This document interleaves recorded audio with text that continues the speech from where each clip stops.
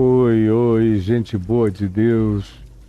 Aqui neste país, homens, mulheres, idosos, crianças, adolescentes, gente amada que me assiste com o melhor coração possível. E no mundo inteiro, há anos e anos e anos, e eu sei que as crianças me dão uma atenção extremamente especial. Desde que eu comecei a pregar na televisão há 50 anos em Manaus, no Amazonas, e eu recebia cartinhas dos pais dizendo que os filhos é que os chamavam para irem me ouvir, que ficavam encantados. Eu andava pela rua, eles me chamavam de Jesus, de Papai do Céu, durante tantos anos, até o dia de hoje. De vez em quando eu encontro crianças em lugares diferentes que vêm para mim e me perguntam se eu sou Jesus ou se eu o conheci, qual é o meu vínculo com o Papai do Céu. E são tão lindos, tão lindos. Eu quero, no dia de hoje, deixar minha saudação introdutória para as crianças que me amam porque olham os meus olhos, veem que eu não estou fazendo teatro de natureza nenhuma, nem média. Criança lê a sua energia, enxerga o seu halo, enxerga a sua aura de luz, enxerga o que emana da sua frequência espiritual. Criança não se engana quando olha para quem de fato trata a vida com sinceridade e trata a criança com respeito e dignidade. E eu agradeço imensamente a Deus por, durante todos esses 51 anos pregando o Evangelho, ter contado com tanto amor das crianças. E como elas trouxeram milhares de pais para me ouvirem e ficaram. E frequentemente, ainda no dia de hoje, o pai ou a mãe ou um parente chegam com preconceitos aprendidos a meu respeito nos grupos religiosos que frequentam, e quando dizem isso às crianças, e às vezes já assim com o dedinho passando aqui e ali, no YouTube da vida, me veem lá, me clicam, me ouvem, e de maneira quase instantânea me aprovam, me acolhem, passam a me querer bem e confrontam o pai, a mãe, o avô, dizendo: não, eu conheço ele, eu assisto, o espírito dele é bom, não é esse não. Vem assistir comigo. E quantas histórias eu tenho visto e ouvido de gente que por causa dos filhos ganhou outro olhar, ficou livre do seu preconceito.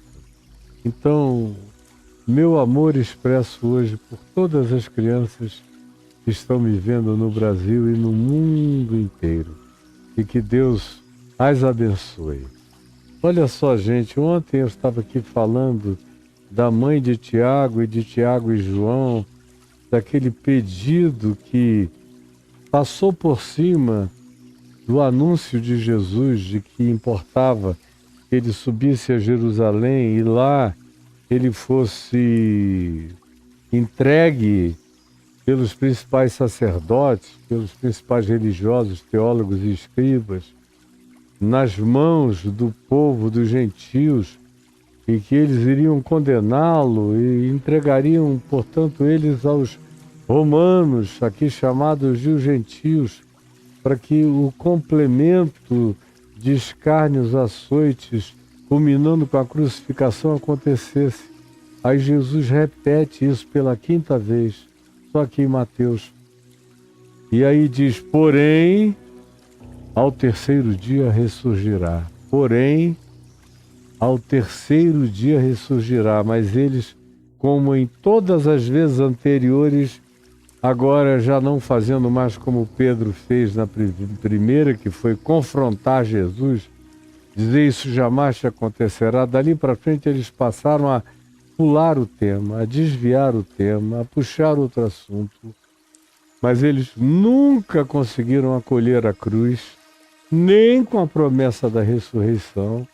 E o tempo todo o que eles queriam era: escuta, fala-nos do trono, a gente quer o trono, é a tua glória. Tu chegando com anjos e miríades de entes alienígenas de multicivilizações, dominando tudo e glorificando o teu nome sobre todos os reis e poderes da terra. É isso que nos interessa. Pois bem, até que nesse dia aqui, isso atinge um determinado extremo. E é a mãe de Tiago e João, mulher de Zebedeu, se aproxima de Jesus e o adora. E ontem eu disse a vocês, ela vem com os dois e se ajoelham e olham para cima para Jesus e fazem esse pedido olhando para cima. Ó Senhor, eu te peço que quando tu vieres no teu reino, tu mandes que esses meus 2 filhos fiquem assentados, um à tua direita e outro à tua esquerda. É o único favor que eu te peço. E é um negócio muito louco. Aí Jesus diz: não sabeis o que pedis. E pluraliza o pedido, porque não era só a mãe deles que estava pedindo, ela estava vocalizando o desejo deles. E eles estavam se escondendo atrás da mãe para ver se diminuíam as implicações eventualmente críticas. E Jesus diz: vocês todos, os 3, não sabem o que pedem. Não entenderam até agora que isso é uma loucura o que vocês estão pedindo. E aí diz: podeis vós beber o cálice que eu estou para beber? E eles responderam com uma veemência enorme: podemos. E aí um paradoxo estabelece-se. Tiago, que disse que podia beber aquele cálice de morte, de agonia, teve o favor de ser decapitado, que foi uma morte branda, e foi, depois de Estevão, o primeiro apóstolo a ser de fato martirizado e decapitado. Não foi levado a nenhuma cruz, nem apedrejamento. Foi uma morte rápida. Podia até se regozijar com aquela rapidez. Corta a cabeça aqui, a consciência desabrocha diante do trono da glória eterna. E João foi o oposto. Morreu todo mundo, foram executados, martirizados, crucificados, apedrejados, sofreram mortes dolorosas, todos eles, exceto João, que foi exilado na ilha de Patmos.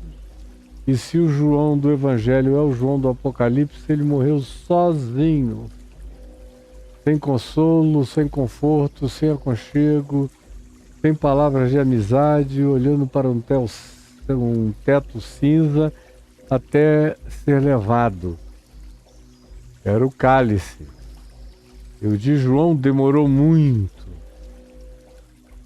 Ele deve ter pedido inúmeras vezes para o Senhor antecipar os seus dias e levá-lo logo, porque ele ficou anos e anos e anos numa solitária horrorosa, numa ilha sem ninguém, sem recursos.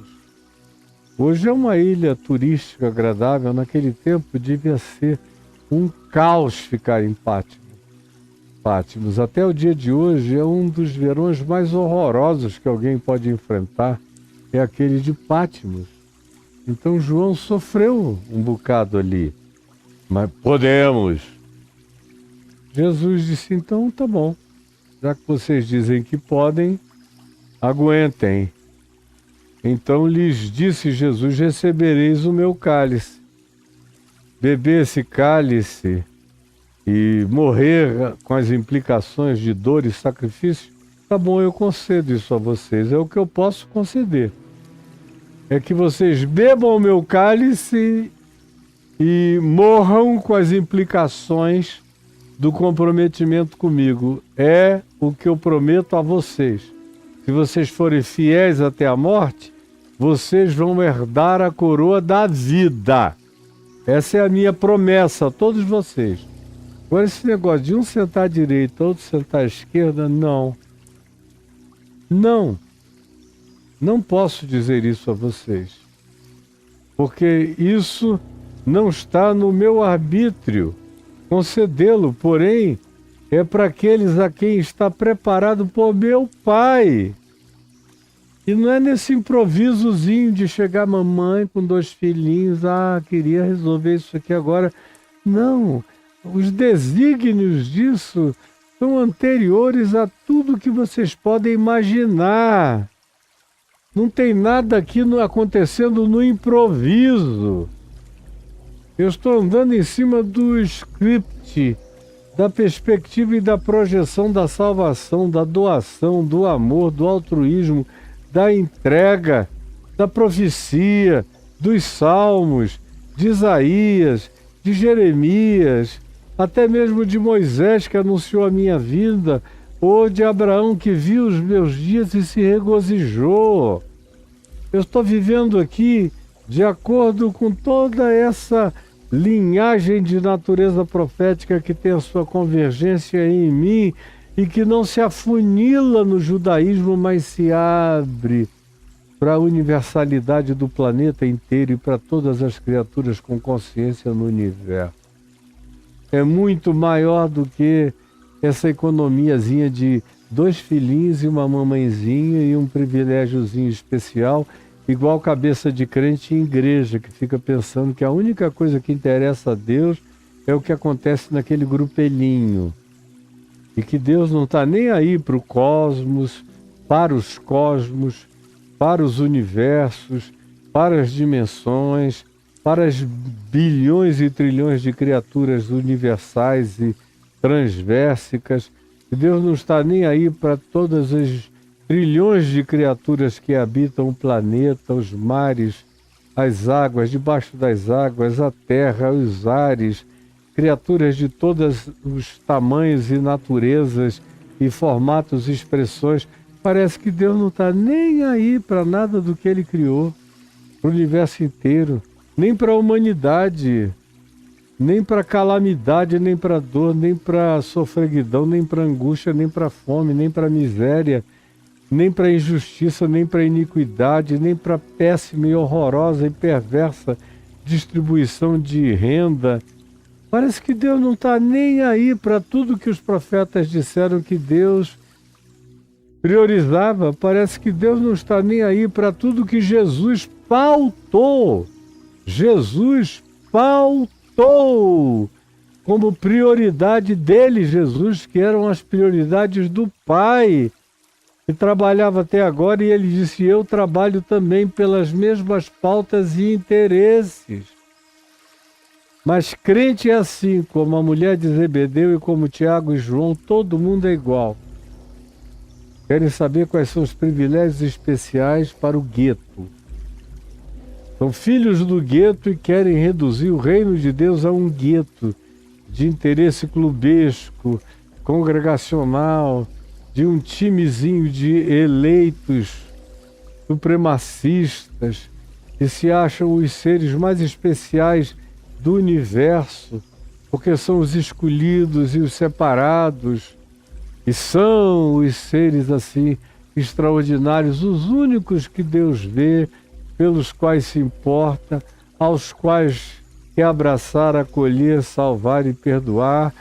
Tamanho é o narcisismo desses grupelhos religiosos, dessas seitas, porque o que a mulher de Zebedeu e Tiago e João estão expressando aqui é a mentalidade da seita.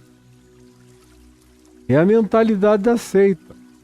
É tipo os 144 mil dos Testemunhas de Jeová, baseados no Apocalipse, ou o grupo dos escolhidos da Ellen White no Adventismo, ou o grupo dos eleitos, dos ultra-eleitos, na predestinação dupla, de dupla mão, e que Deus não só predestinou uns para os céus, mas predestinou todo mundo mais para o inferno. É coisa de seita, horrorosa. E vocês todos são criados na seita. Na igreja pentecostal, são os batizados do Espírito Santo, os únicos que têm garantia de alguma coisa. E assim mesmo, se na sua hipocrisia apresentarem um currículo vitae de não pecados exteriores, visíveis, mensuráveis e quantificáveis, fotografáveis e filmáveis. É isso que interessa a eles.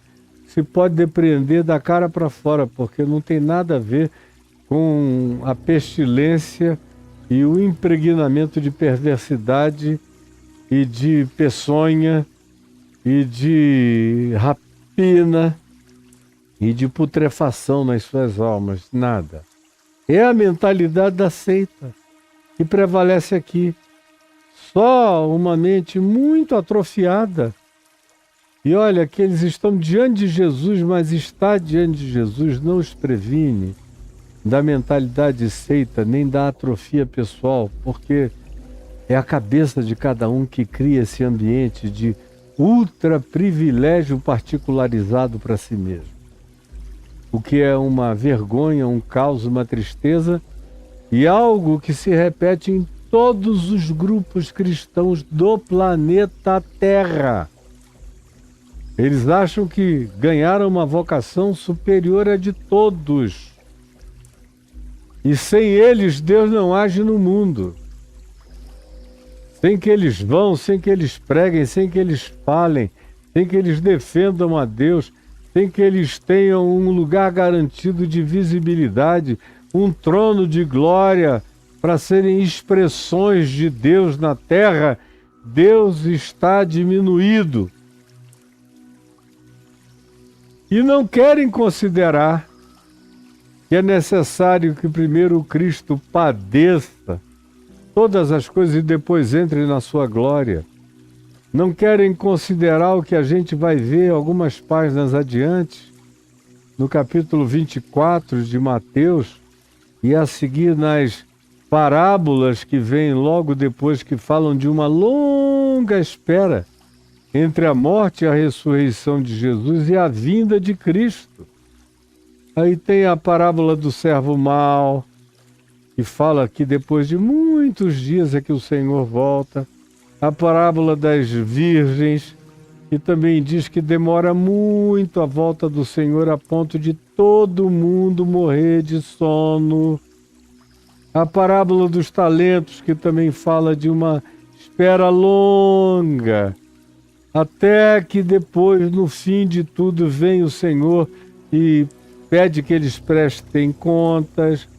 A parábola do grande julgamento, das ovelhas e dos cabritos, que acontece também no fim dos tempos, e uma quantidade grande de outras parábolas, que nos dão conta desse grande interregno, como a parábola das bodas, que a gente vai ler em Lucas, e diz que os que foram primeiros chamados disseram que não queriam ir, porque tinham outras coisas mais importantes para fazer. E aí o dono do banquete disse, então chamem os pobres, os cegos, os coxos, os paralíticos, os mudos, os andrajosos, os leprosos, os marginalizados, os desprezados pela sociedade, pela religião. Chamem, porque agora os outros que foram convidados primeiro e se fizeram de rogados e disseram que tinham coisas mais importantes para fazer do que atender ao convite do reino de Deus, esses aqui não entram mais. Ficarão batendo na porta de fora. Agora aqui dentro a gente vai encher de todo mundo que eles repudiam, que eles odeiam. Eles acham os seres totalmente amorfos, sem beleza para serem incluídos no desejo de salvação e de graça e de acolhimento e de abraço divino para com esses seres que eles próprios, os religiosos que não aceitaram o convite, repudiavam. Mas é uma parábola que diz que tem um grande interregno. Enquanto eles vão dizendo não quero, não quero, não quero, como a religião está fazendo o tempo todo, não quero. Ela não quer Jesus. Tem um problema sério com Jesus.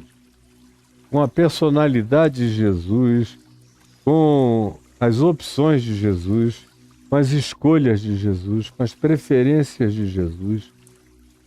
Não gostam dos amigos de Jesus, não entendem as prioridades de Jesus, repudiam as pautas todas de Jesus, são inimigos dos amigos de Jesus,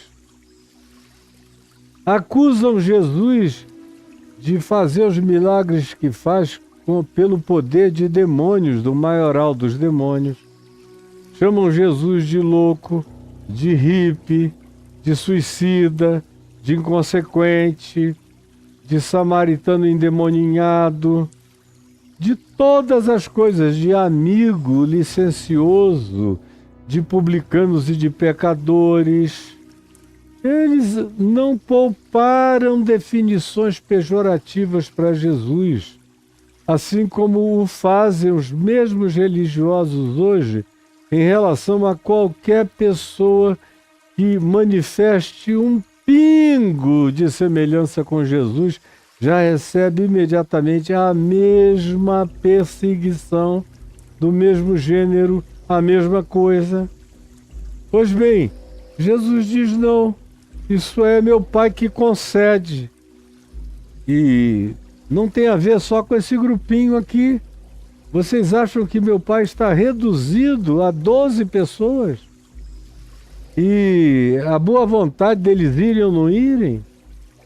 Vocês acham que tem algum ser humano no planeta que Deus a ele tenha se prendido de modo que a obra de Deus, o trabalho de Deus, o reino de Deus, a manifestação de Deus só acontecerá se houver a anuência de algumas pessoas importantes?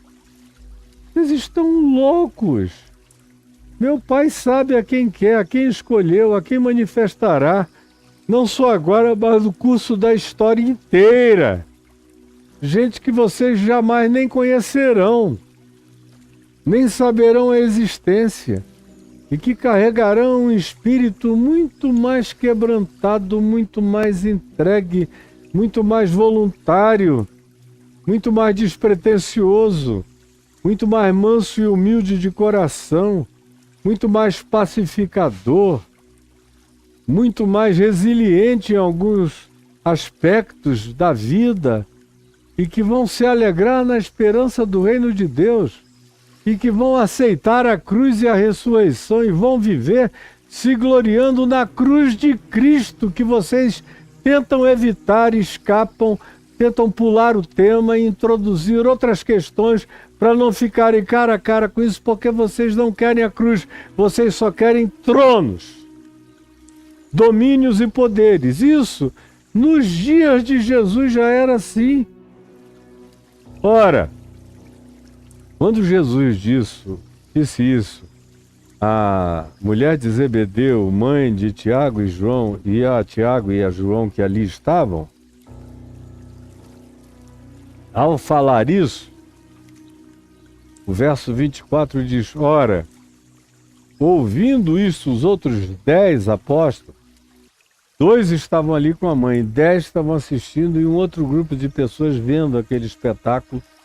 E ontem eu disse que era um verdadeiro presépio devocional de joelhos, mas não passava de uma presepada de fato. Ora, ouvindo isto os 10, o pedido deles, indignaram-se. Ficou todo mundo com raiva de João e de Tiago. E pelo amor de Deus, cara, já subiram no Monte da Transfiguração.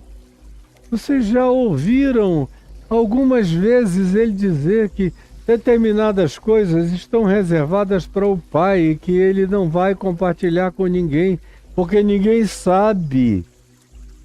Por que vocês querem e atravessam a mãe de vocês para fazer um pedido insólito e ridículo dessa natureza e ficaram indignados contra os 2? Imagina o climão de Pedro, André, Bartolomeu, Judas Tadeu, Judas Iscariote, Simão Zelote, Bartolomeu, Filipe, todos aqueles ali. Mas o que é isso? Que loucura é essa? O que vocês estão pensando de você mesmo? Agora você veja como é fácil surtar. Você está me olhando aqui? Como é fácil surtar. Na presença de Jesus. Imagina na ausência de Jesus. Como esse surto aqui chega com uma rapidez e uma facilidade indizível e vai tomando conta do coração da grande maioria. Quase todo indivíduo que eu vejo dizendo, preste atenção, que recebe revelação de Deus, que tem visão de Deus, que Deus falou com ele, fala com ele no ouvido e no coração dele, e Deus dá revelações a eles.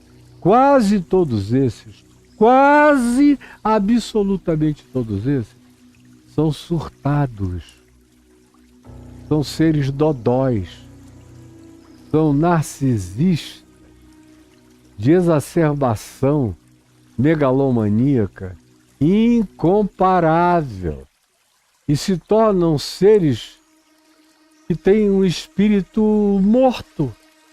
O coração deles é cauterizado, eles não sentem mais nada, o coração se torna de pedra, eles se tornam os maiores caras de pau desse mundo, são capazes de desavergonhadamente dizerem qualquer coisa em nome de Deus, sabendo que estão mentindo, e mentem, e inventam, e teatralizam, e criam personas impressionantes para enganarem os impressionáveis. Está lotado à nossa volta.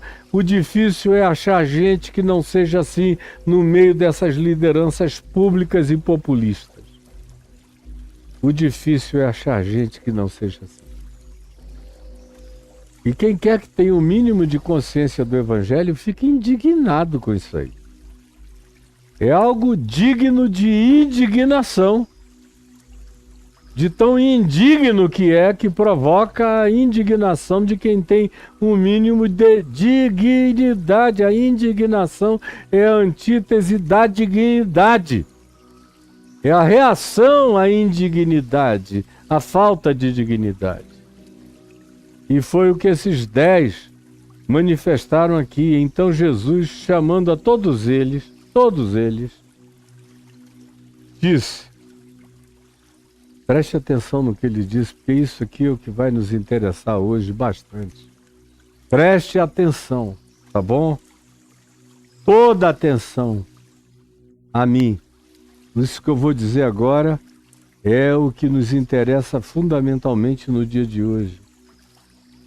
Então, Jesus, chamando-os à parte, lhes disse, e preste atenção no que Jesus lhes disse, sabeis que os governadores dos povos, os Pilatos dos povos, e aqui no Império Romano, havia muitas cidades-estado dominadas pelos romanos.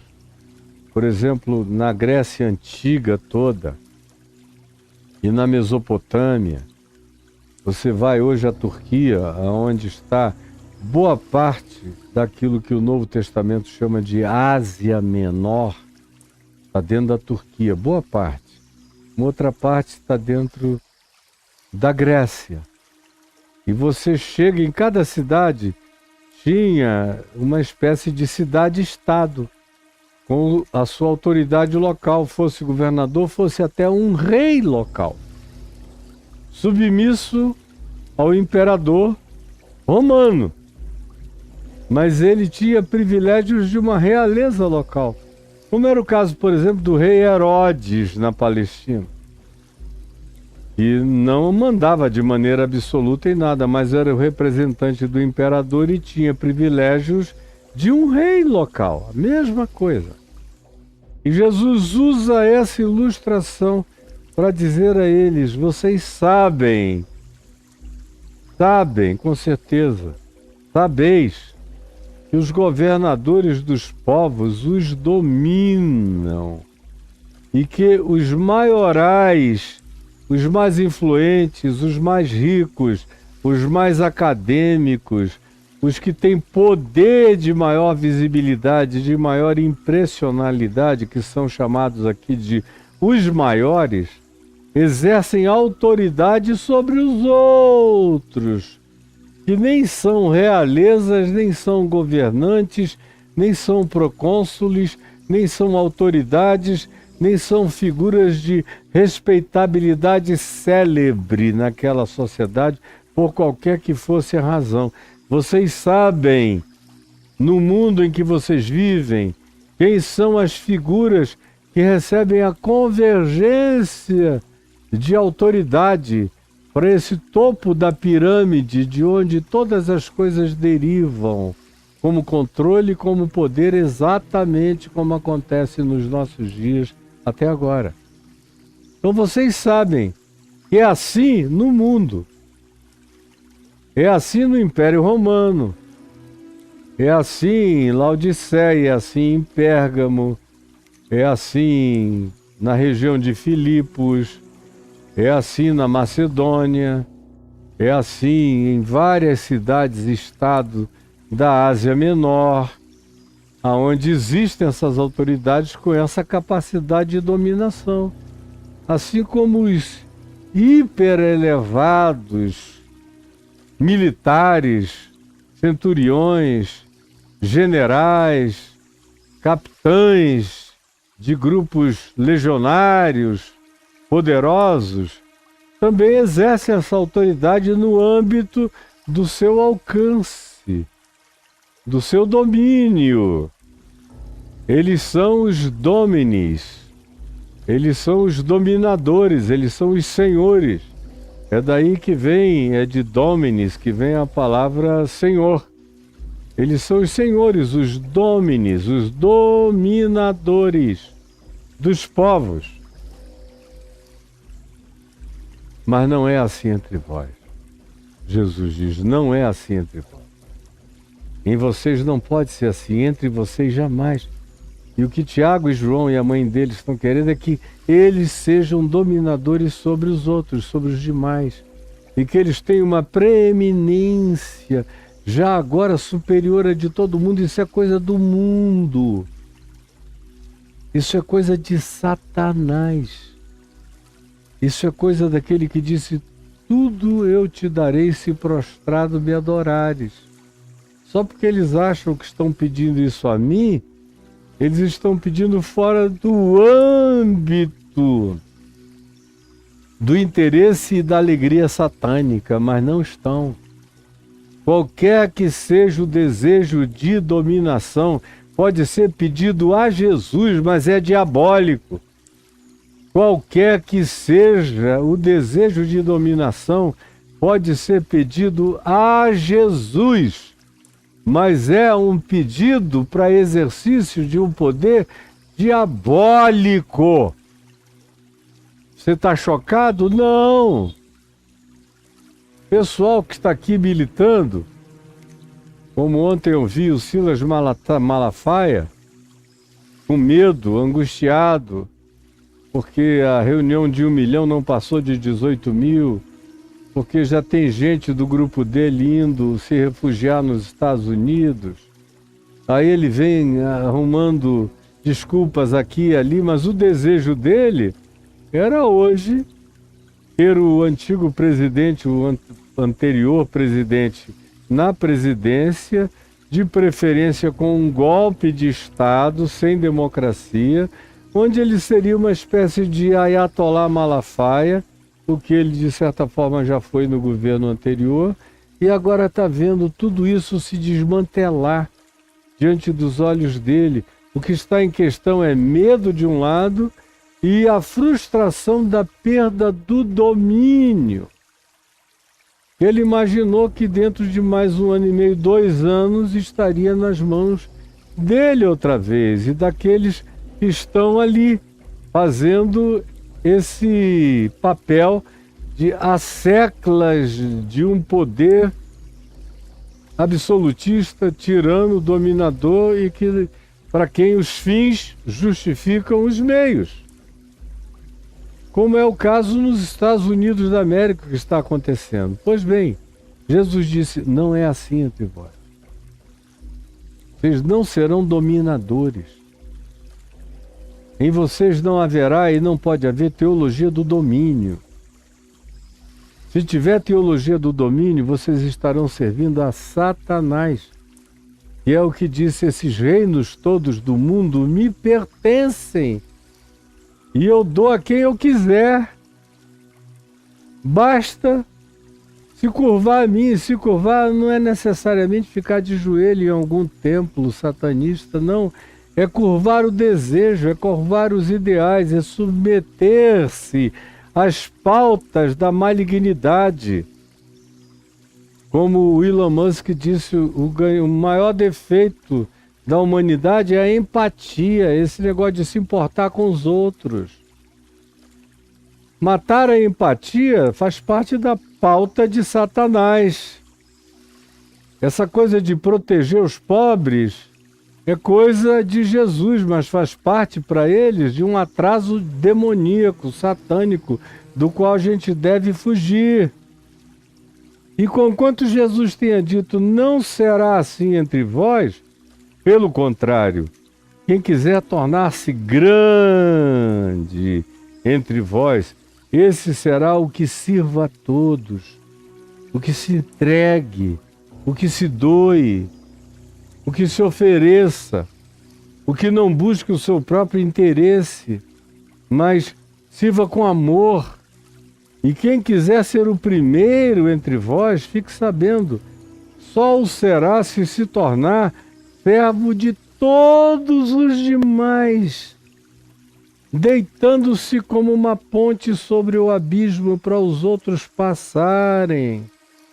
Tal como o Filho do Homem, tal qual eu, que não vim para ser servido, senão estaria nos palácios, com séquitos de homens e de anjos me servindo.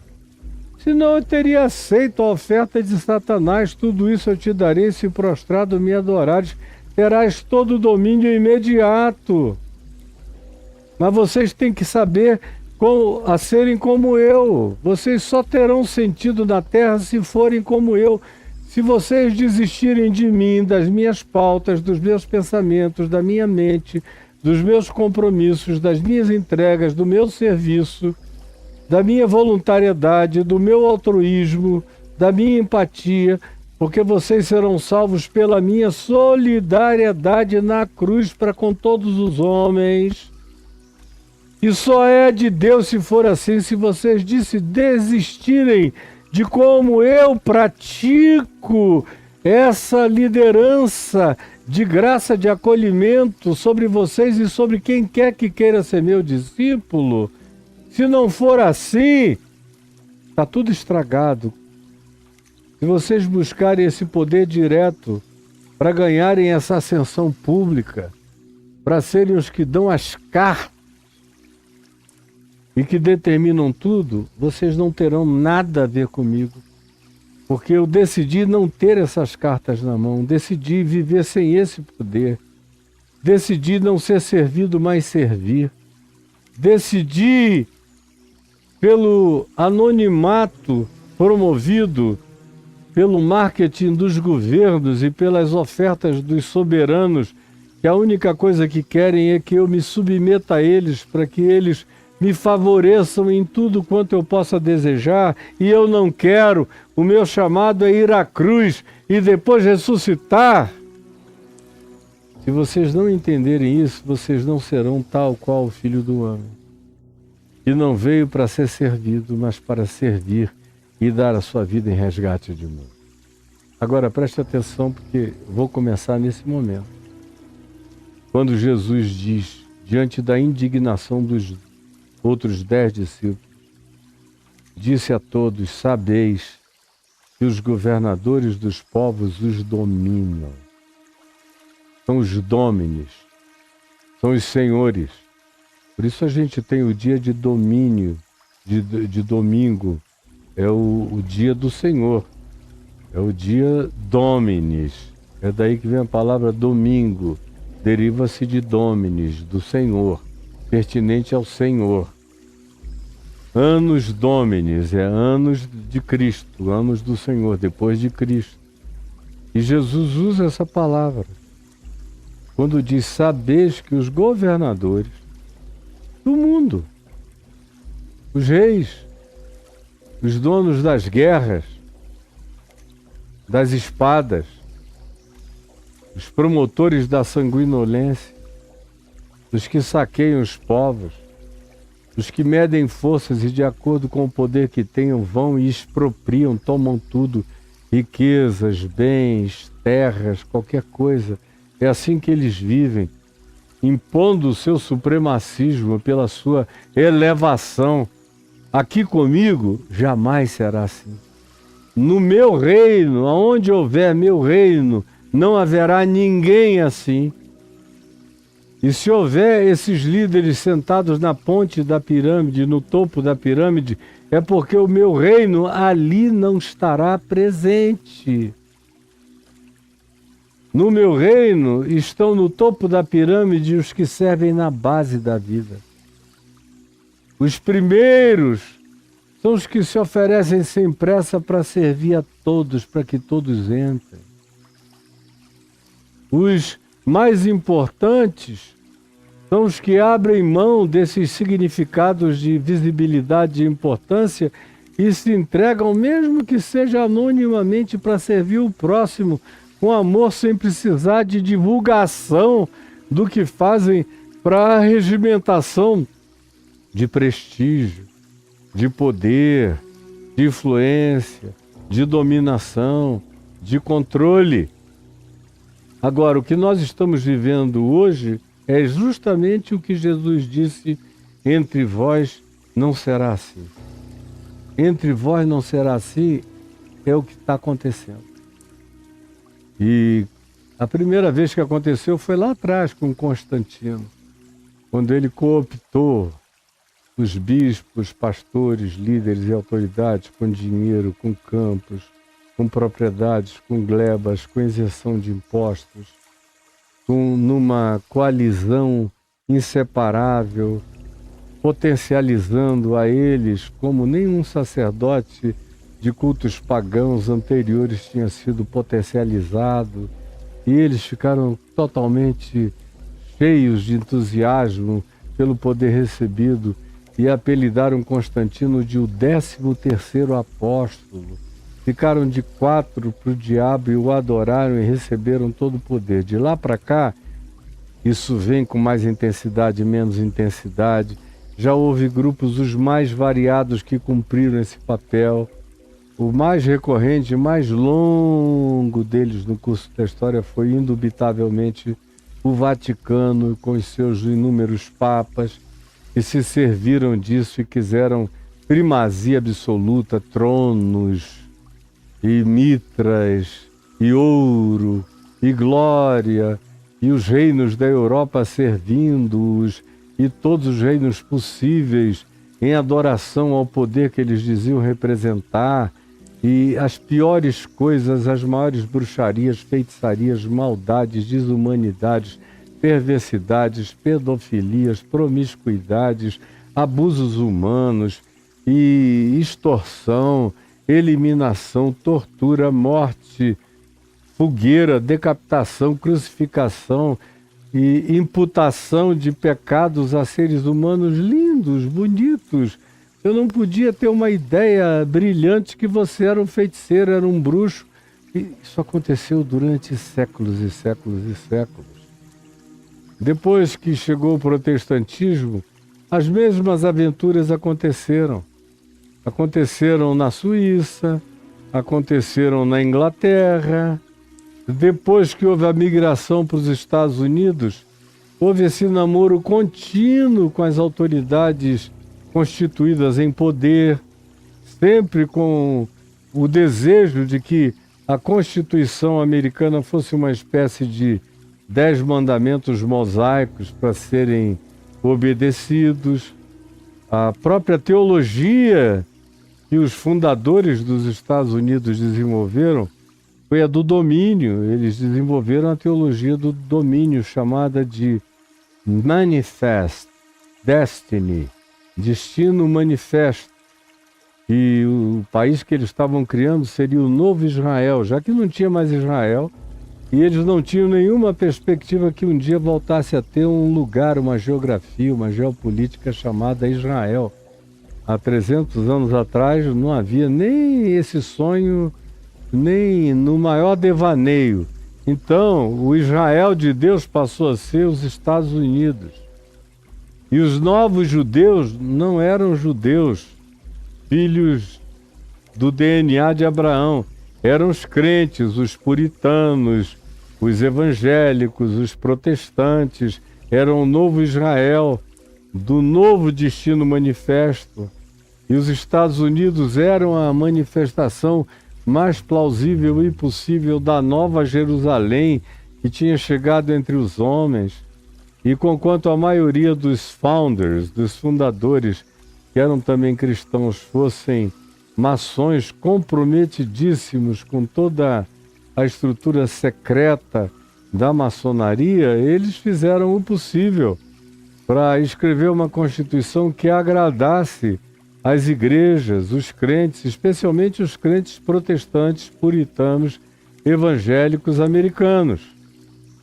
Com o desenvolvimento do país e o crescimento de uma quantidade enorme de população americana, com a chegada de católicos italianos, de católicos irlandeses, de pessoas de outros grupos raciais, de católicos latino-americanos e da Mesoamérica, com a presença de outros grupos humanos, os judeus chegaram lá e tomaram conta de boa parte dos negócios financeiros, nos estoques, em Wall Street, nas imobiliárias, e a chegada das máfias, com suas devoções bastante católicas e os seus vínculos profundamente italianos.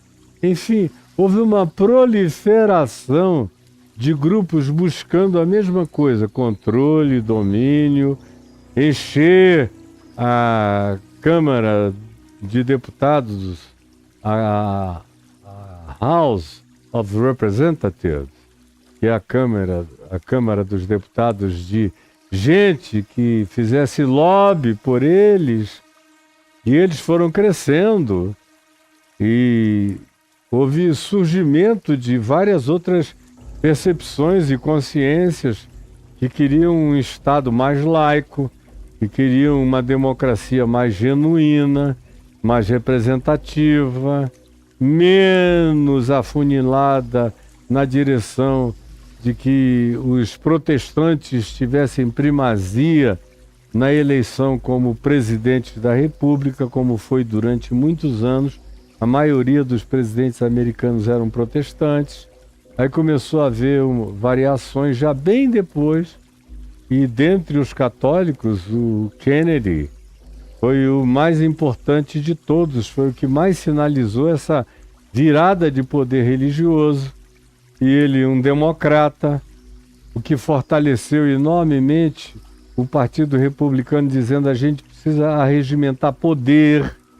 E aí nesse poder é dos evangélicos todos, de todos os grupos denominacionais, poder da Ku Klux Klan, do supremacismo branco, poder de todos os grupos que não gostam de generosidade, de políticas de natureza democrática, de maior facilitação, acessibilidade de serviços, distribuição de renda, ajuda e cota para quem de outra feita jamais teria condição de sequer chegar perto da universidade se não houvesse algum tipo de facilitação de acesso. E a mera meritocracia apenas repete a lei de Darwin, da prevalência do mais forte ou do mais adaptado, que em geral é quem já está no lugar há gerações se preparando para continuar na sua dominação.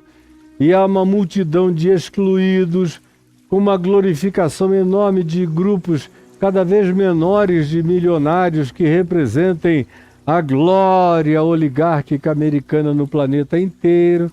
E aí, de 1975 para cá, com algumas pessoas que foram famosas naquela época, como, por exemplo, o Francis Schaeffer, que começou como um teólogo, filósofo razoávelzinho, mas que logo depois começou a se tornar radicalíssimo, conservadoríssimo, do tipo que dizia: se o cara é legal chegar para mim e me falar como o coração dele é amoroso para com os pobres e os necessitados, mas ele não me disser que já recebeu Jesus como Senhor e Salvador e já foi batizado em alguma igreja, eu vou botar a mão no ombro dele e dizer: eu sinto muito o ser humano generoso que você é, mas você vai para o inferno, entendeu?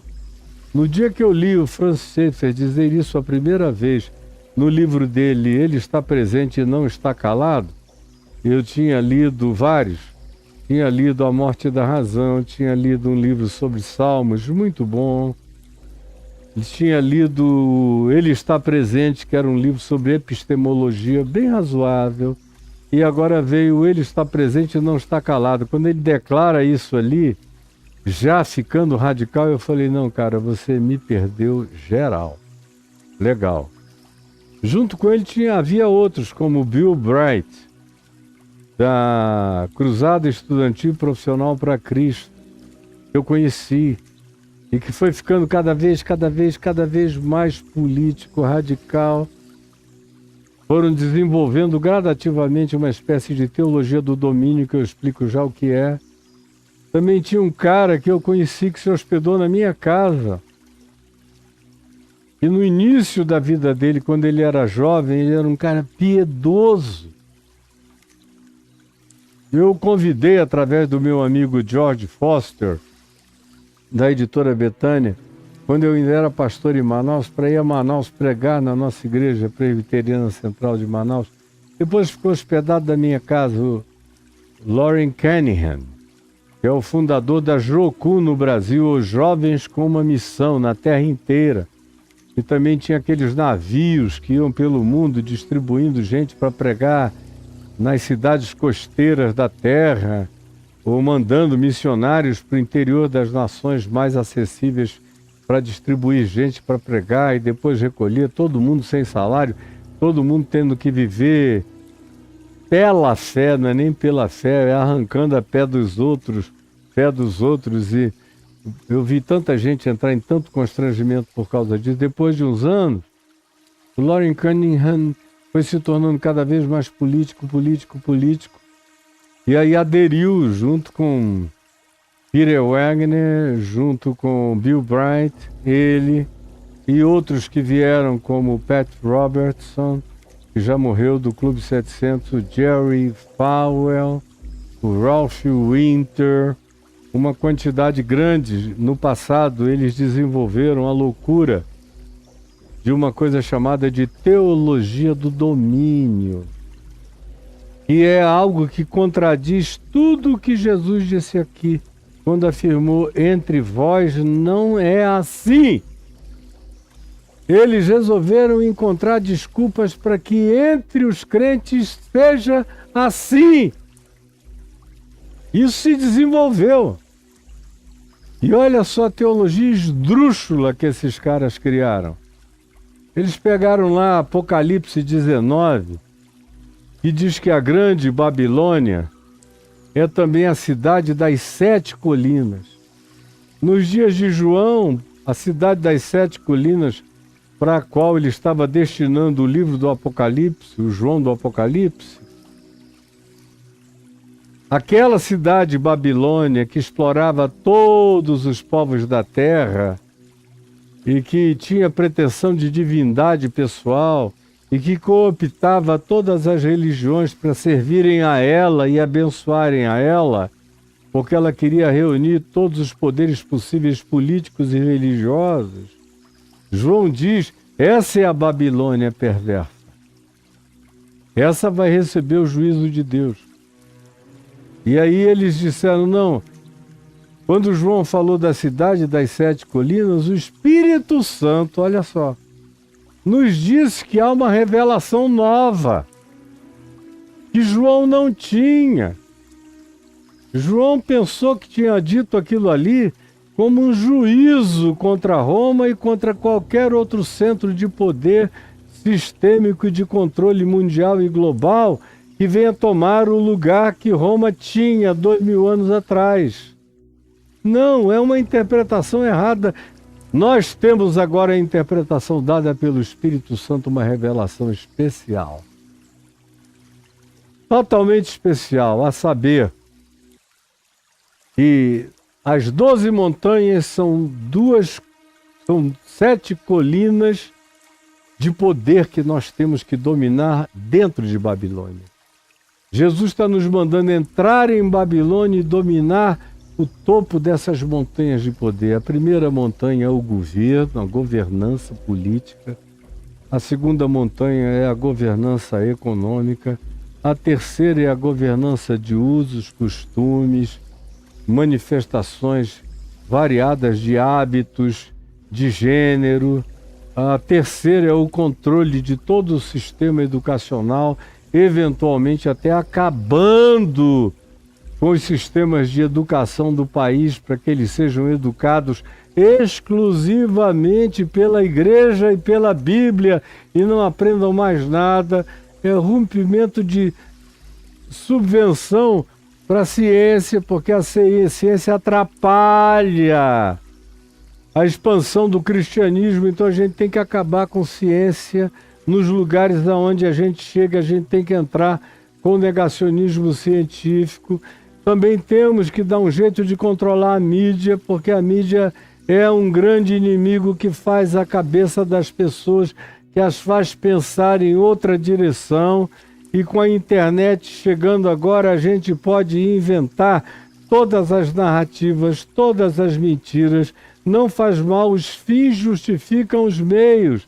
A gente vai mentir para a glória de Deus, para relativizar a grande imprensa e criarmos um mecanismo de comunicação subreptício, aonde esse povo que a gente vai estimular a não se alimentar de informação que vem de nenhuma imprensa profissional e que cheque os fatos, passe a ser alimentado por nós e, sobretudo, pelo que a gente diga no púlpito, às igrejas. Enfim, são 7 picos de controle na sociedade.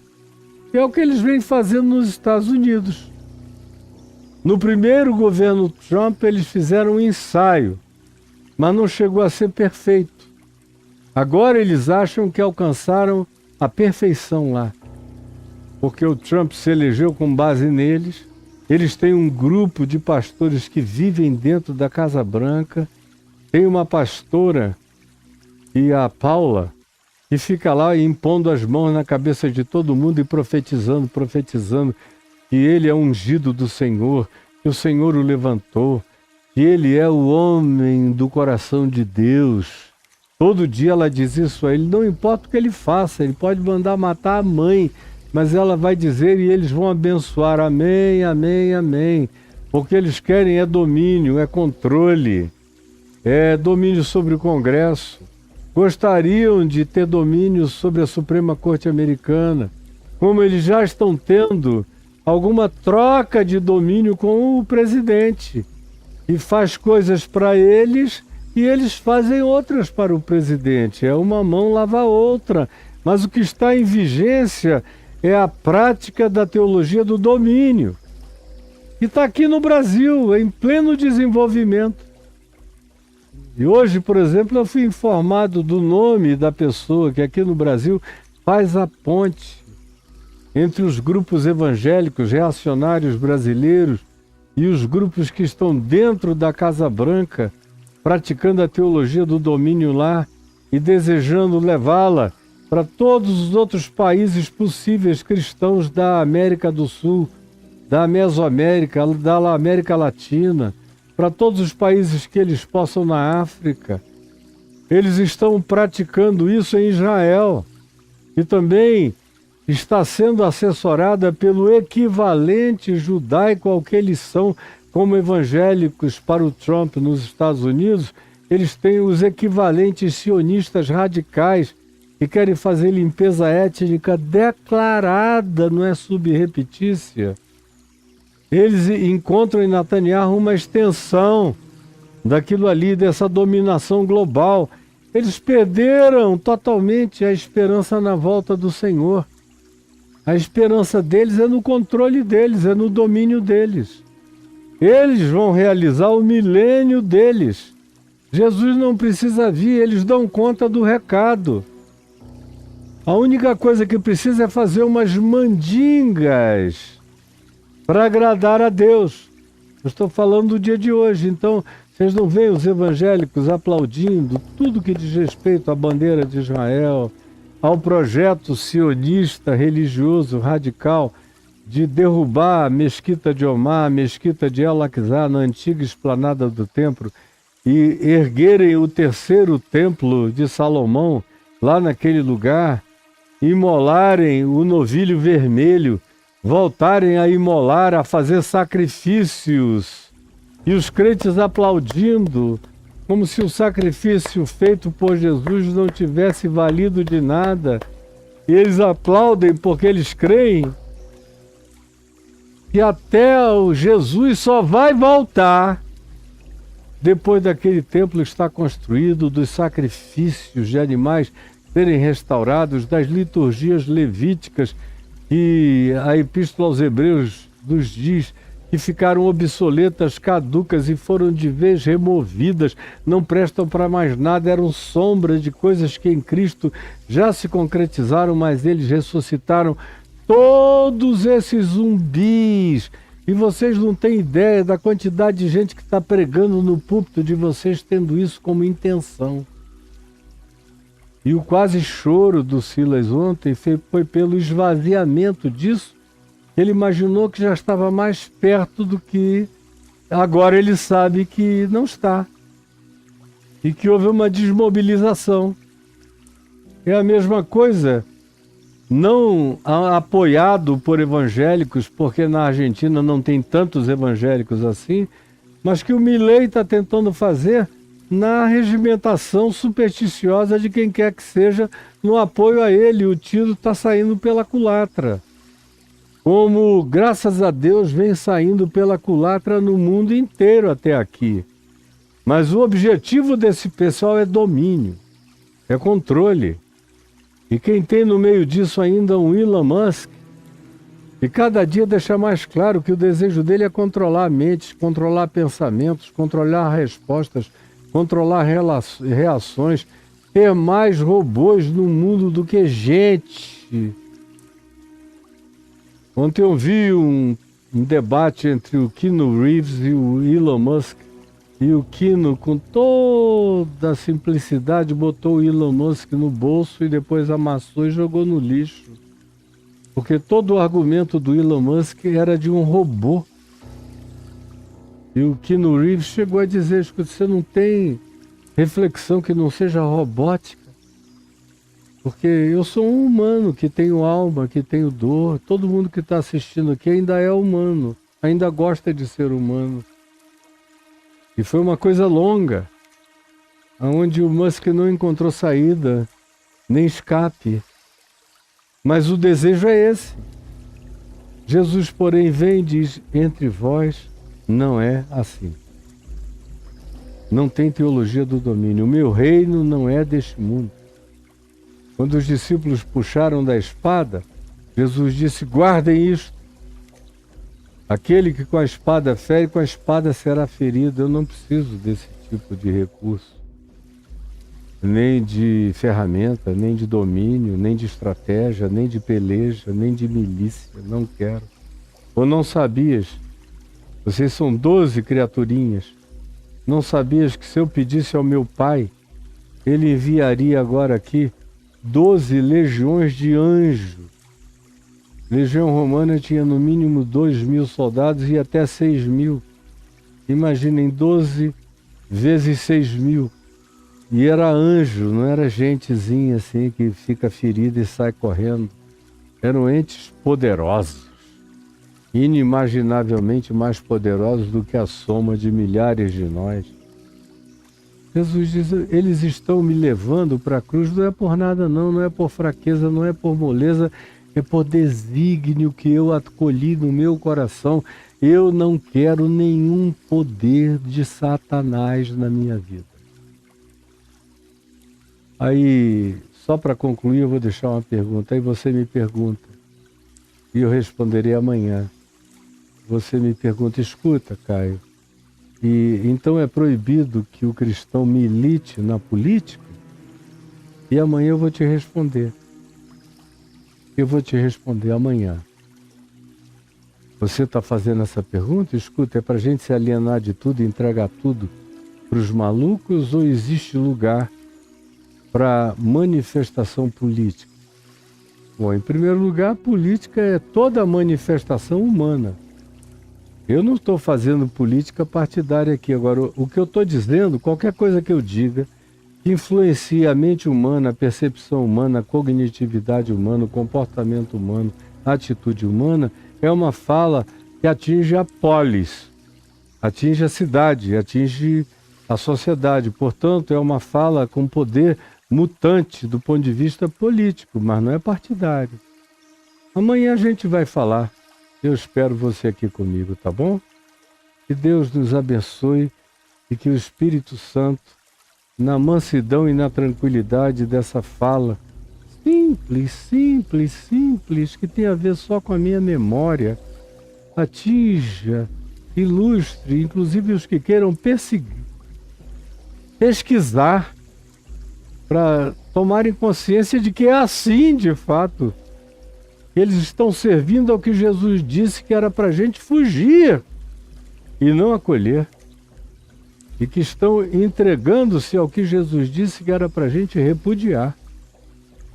Por favor, que o teu espírito prevaleça na mente e no coração de alguns. É o que eu te imploro em nome de Jesus. Amém e amém.